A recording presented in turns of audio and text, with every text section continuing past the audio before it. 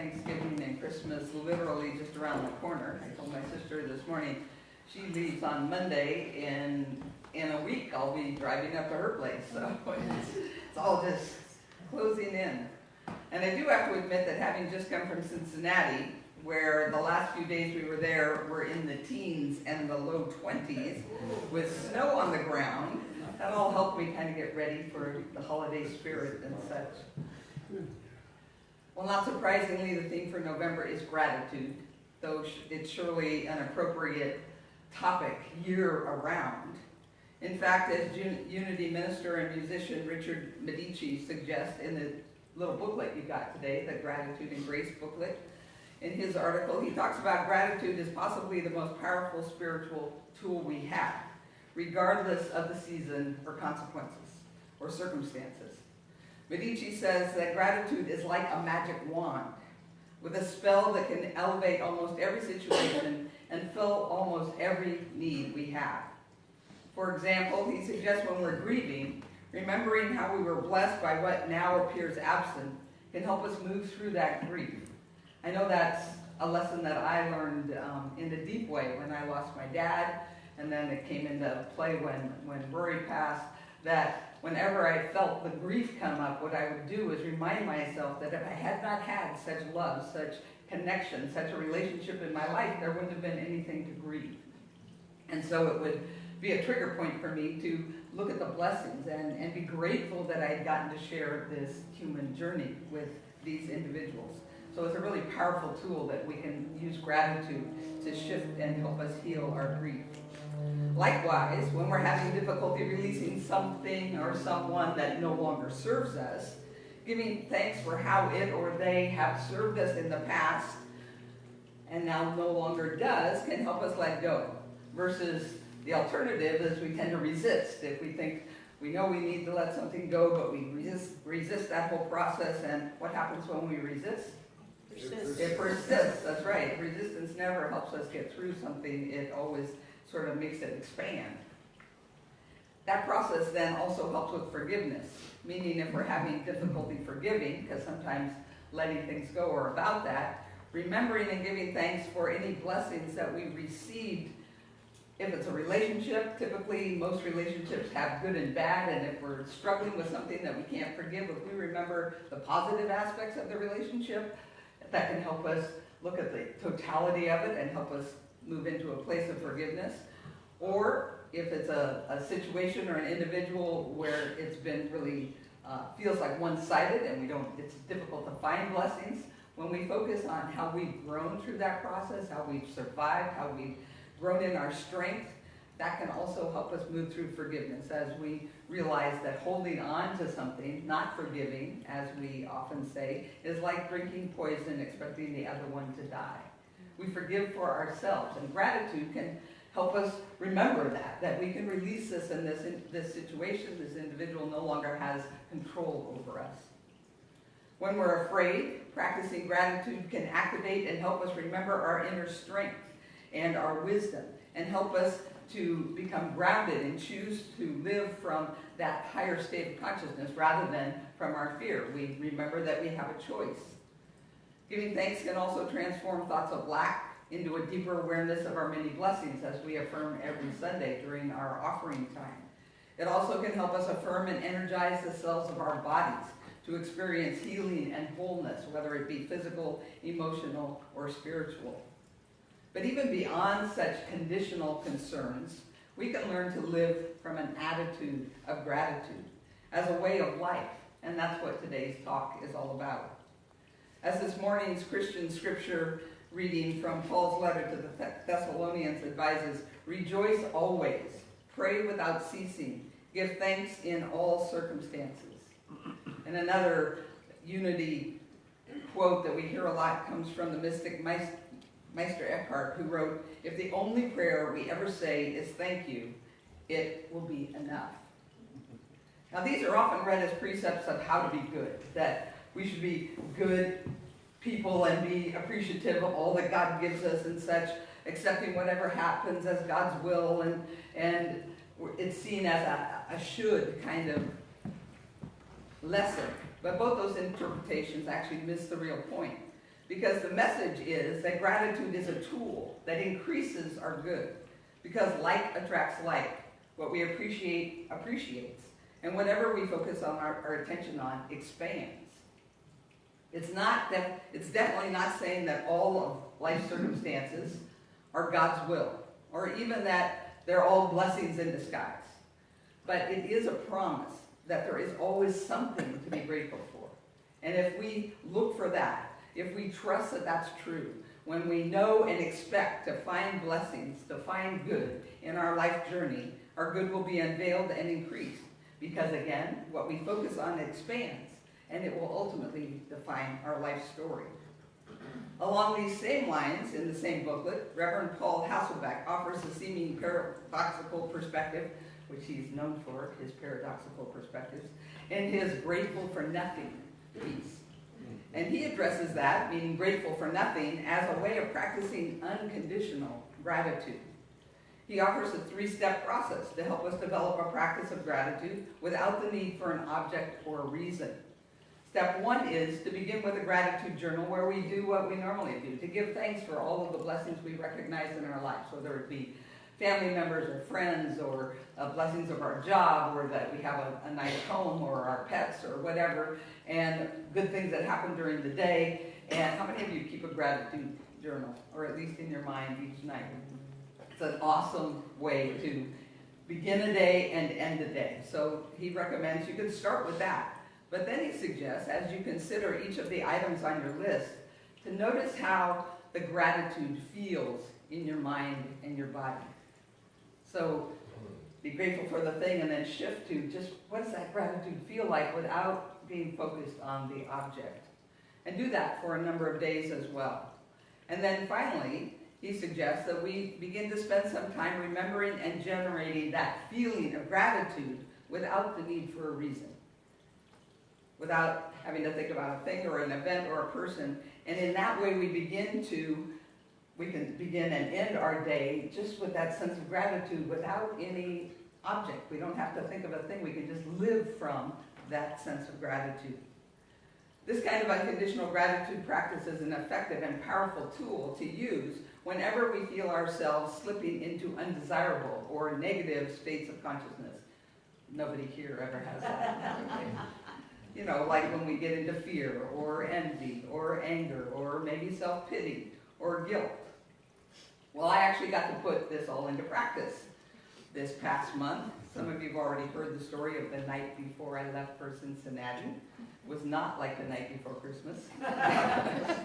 It was definitely one of those, and where's the blessing in this experiences that could have easily morphed into a bout of self-pity. So for those of you who haven't heard the story, I'll briefly share it with you.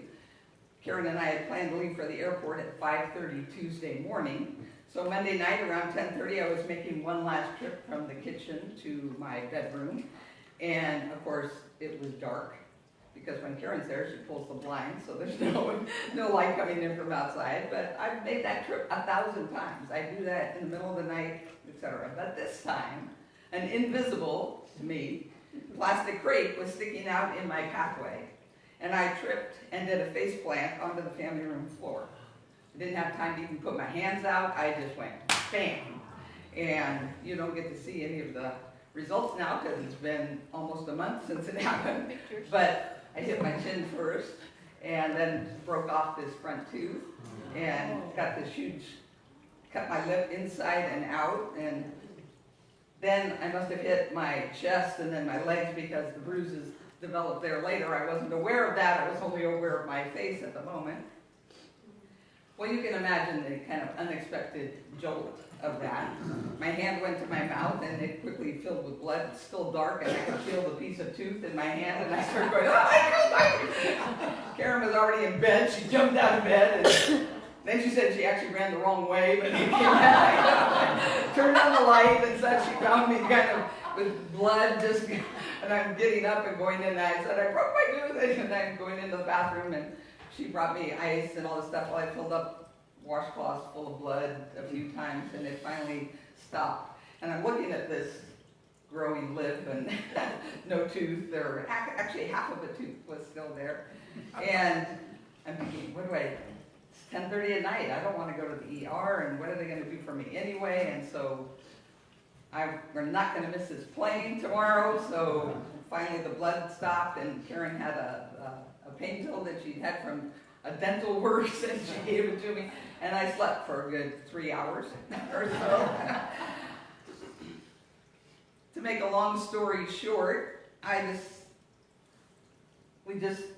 don't know whether it was just pure will or whatever, I woke up and said, okay, we're going to the airport. My lip was swollen. By then I had this beautiful purple chin, the bruise had come up. And of course there had to be airport drama too. Because rather than actually taking us to the airport, my son had said, why don't you drive yourselves and leave the car, and Catherine and I'll come pick it up. So he said, okay. But that didn't help with my stress level to drive during commute traffic to the airport, but we did that. But then it took us 3 times around the parking lot to find a parking place. So we're getting a little panicky, but we still had plenty of time. Until, of course, we're at the gate. And I can't find my phone. I said, I think I left it in the downstairs bathroom. And I asked the guy if I could go, and he said, sure, there's a few minutes. And so I rushed downstairs, no phone. And I have to come back through security again, of course, to get back up to the gate. And I'm running towards the gate to hear the guy who could see me running announce, it's okay, you can slow down. Your sister found your phone. She's already gone on board and is saving you a seat, so everybody had to hear my story.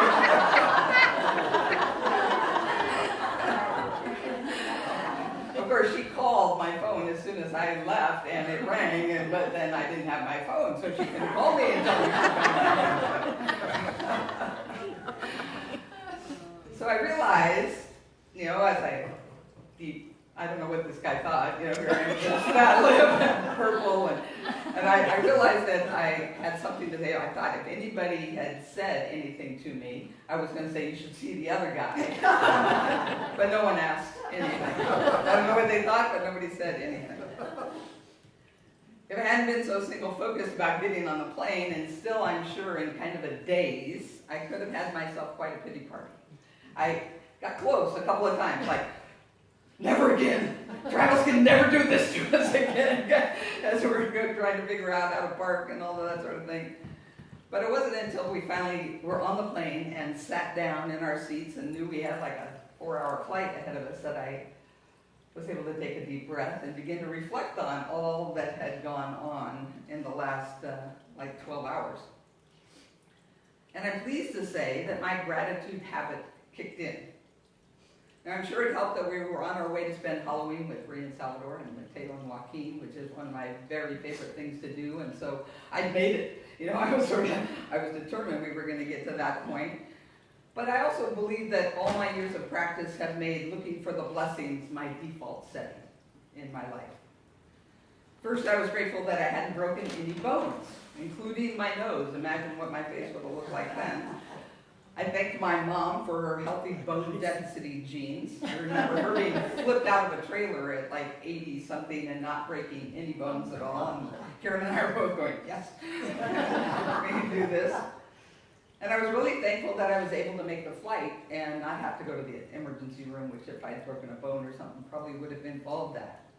Next, I was affirming that while part of my tooth had broken off, the other part still felt sensitive, fairly solid, and I know about teeth that it would probably get more solid, and so I could probably just get a cap and not have to have, a root canal or whatever else it would involve. And I had texted Bree to arrange to see her dentist as soon as I got there, so she was making that appointment. I was also grateful that Karen was there, so I didn't go through all of that alone, that there was someone to come. Even if I could have done it all, it's just nice to have someone else there with you and helping, and you feel like, okay, we can make it through this. And that, of course, we finally did find a parking place, and that Travis and Catherine did find our car and picked it up. And I hadn't lost my phone. It actually had been there all along. And I had 3 weeks to heal, where I wasn't going to have to stand up in front of you with a broken tooth. You'll notice Kate told me I did a good job. I learned how to smile where you couldn't tell. She said, I didn't notice on the Facebook postings. I said, I know. I learned how to.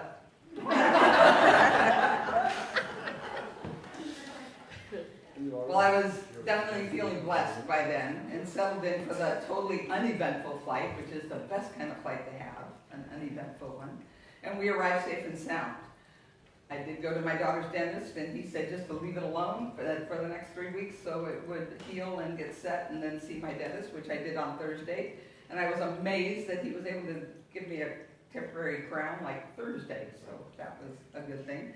I figured nobody knew me in Cincinnati. That was Halloween anyway. Yeah, it was Halloween, added to my costume, right? And I went to her chiropractor a half a dozen times as well, so my body was healing. And other than some bruising and soreness and a funny face, the trip unfolded in divine order. It was an amazing trip in so many ways. But about a week into my healing, I also became aware that there was this vague underlying anxiety that I was feeling that was affecting my sleep, and it affected my blood pressure when I'd gone to the doctor. And so as I began to try and process, what is this going on here, I had to admit to myself that I had endured quite a trauma, both physically and emotionally. For example, I now have an inkling of what it feels like to get punched in the face. I can't imagine why football and why you would invite that. Why boxing would you invite someone to punch you in the face? It's a violent kind of experience. But as I processed that, that wasn't what was underlying the anxiety. So appropriately, in the how usual way, the daily word that day was perspective. The divine in me sees the divine in all things. It quoted Henry David Thoreau, who wrote, "The question is not what you look at, but what you see." And went on to say that as we look around our world, we can choose to be dismayed by what we lack or be amazed at our abundance. We can be discouraged by how far we have to go or be proud of our accomplishments. Which in my case meant I could see and feel this whole event and subsequent anxiety, bruises, and broken tooth as an unwelcome trauma, and sort of be in resistance and why did this happen, and we can spend some energy there sometimes. Or I could choose to focus on something more interesting, as one of my trainers once said. For example, being grateful for my body's amazing capacity to heal every day. I mean, it only took like 4 or 5 days for this bruise to go away, and every day my body was healing. I could also see the anxiety as an opportunity to explore and heal the sources of wherever that was coming from, gaining awareness and wisdom in my journey, rather than resisting it or stuffing it down. Because there was a part of me that was saying, "You're okay. You can see the good. You don't have to, why are you anxious and such?" Well, then, again, how usual, I was drawn to another article about the mindfulness skill that is crucial for stress. In fact, we talked about it in our Leadership Council meeting the other day. And it talked about acceptance is that key. That as we practice mindfulness, the key to that is acceptance. Not just noticing what's going on, but accepting everything that's going on, especially our experiences and our inner experiences. Meaning learn not to label our thoughts or feelings or experiences as good or bad, or right or wrong, and try not to resist them. So that allowed me to think about, okay, so I just need to be with this anxiety. I don't have to label it. I don't have to say it's wrong to be feeling anxious. I can just be with it. And the thing is when we can openly embrace without judgment the feelings we're having, it often allows revelations to come, insights to come, and definitely wisdom, which was my experience. And it will be the subject of another lesson, teaching what I most need to learn. But back to gratitude. To conclude with, I started preparing this lesson around gratitude with the article that Reverend Charlene Manuel wrote in the whole series we're doing. This is Gratitude's the theme for November, and she had written an article about the art of gratitude in that booklet that was all about, that goes along with the calendar and such. And she suggests that there's perspective and attitude inform our gratitude practice and create an art to Thanksgiving that can help us claim it as our default setting. First, she says we should approach gratitude from the perspective that it's a gift we give ourselves and those whose lives are connected to ours. In other words, shifting ourselves away from the mindset that we're spending time developing gratefulness, and instead practicing gratitude as an investment in our own health, success, joy, and prosperity. She noted that as we invest in ourselves by practicing gratitude, we literally shape the life we desire and consciously choose our path ahead. Again, what we focus on expands in our lives. If I had spent my trip in Cincinnati complaining and being frustrated and why did this have to happen now and such, it would have totally made the trip a different experience for me. Gratitude allowed it to unfold in divine order and allow all the joy and connection and everything I went there to experience. Secondly, she suggests that when we adopt an attitude that grows our gratitude in ways that are uplifting, fun, and inspiring, that also helps it become a way of living. For example, you each got a little handout. She said, finish the sentence. I am gratefully and wonderfully blessed when. And complete that sentence with words that are personally inspiring. For me, I came up with, I'm gratefully and wonderfully blessed when I'm spending time with my adult children and non-adult grandsons. I'm gratefully and wonderfully blessed when I'm taking in the beauty of nature. I'm gratefully and wonderfully blessed when I'm sharing time with good friends, whether it be at a Giants game or a Copa activity or sharing a meal. The point is, with each expression that we offer, we're investing in ourselves and our lives. We're planning how we're going to think about things and what we're going to focus on and how we're going to direct our future. We're growing our gratitude. And the more we practice these disciplines, the more automatic and unconditional thanks living becomes in our lives. Again, it becomes our default setting. And when we look at and live life, trusting, knowing, and expecting to find blessings, our good is unveiled and increased. Because what we appreciate, appreciates. And what we focus on, expands. And the best news is that we get to choose in each moment. Namaste.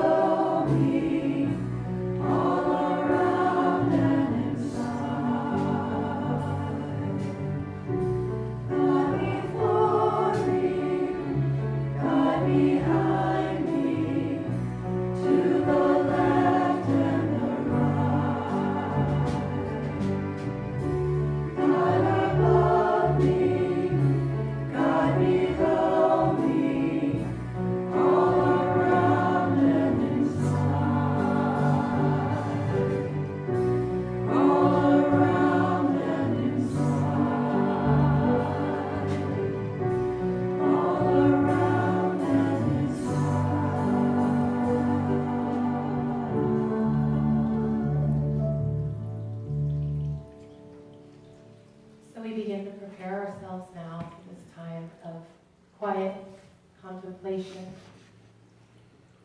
and meditation. So doing right now whatever helps you to come into the present moment.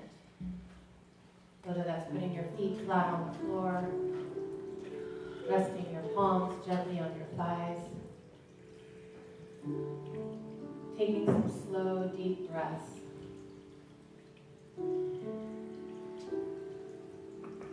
And so just begin to focus your attention on the present moment.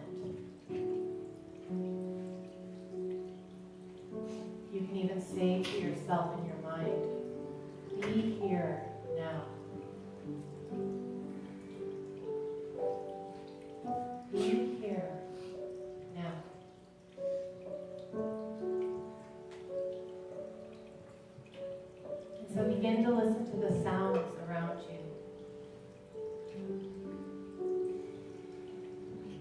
noticing how they effortlessly come and go.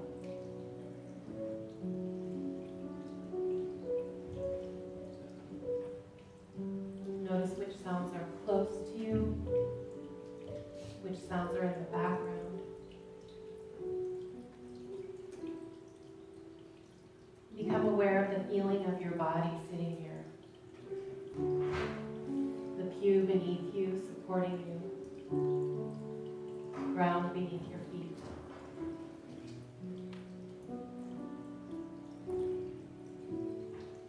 Be here now.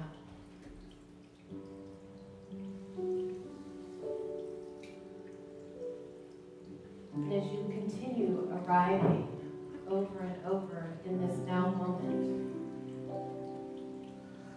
see if you can allow everything to be just as it is right now.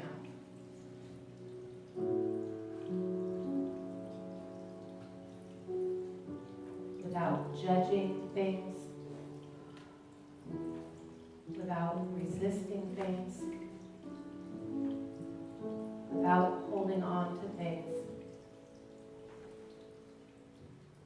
Let everything be just as it is.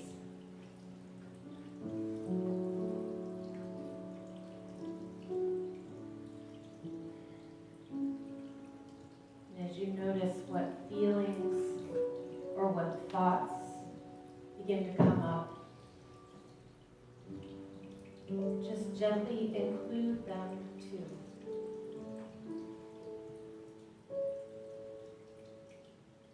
You can even say to yourself, this too belongs.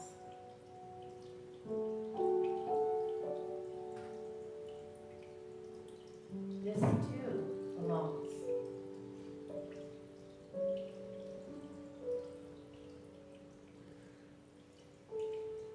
Just letting everything be.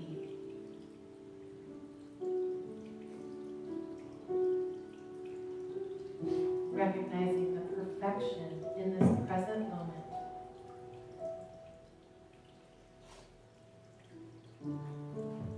And your perfect place in this moment. Everything belonging. Everything apart. Everything just as it is. For a few moments, resting gently in the silence.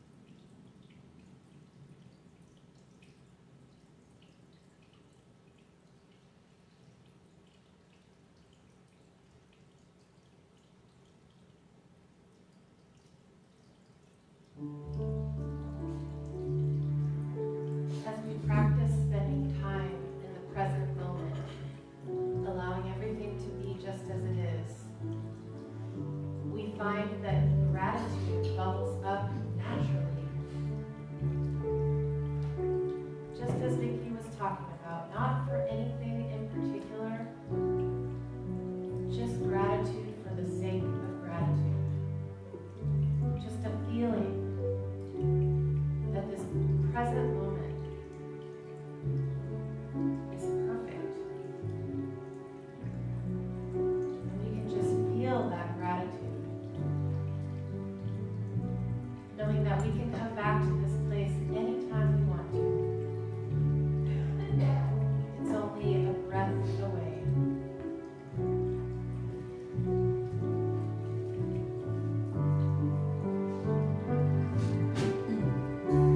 God before me, God behind me,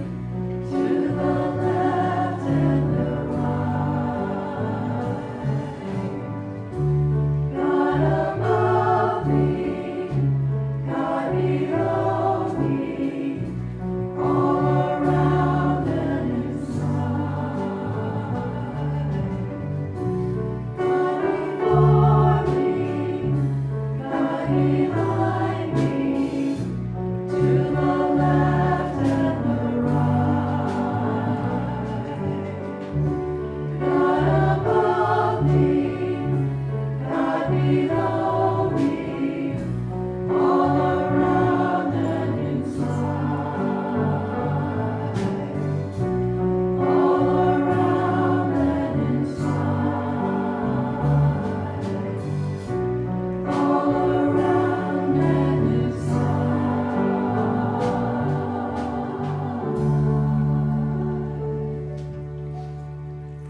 And so, as we prepare to bring this time of meditation to a close, just allowing that gratitude to just be present. Gratitude for this body, for this moment, for this community, for the truth that we are called back to over and over again. And so we return with our hearts full of gratitude and we say, thank you, God. Thank you, God. And so it is.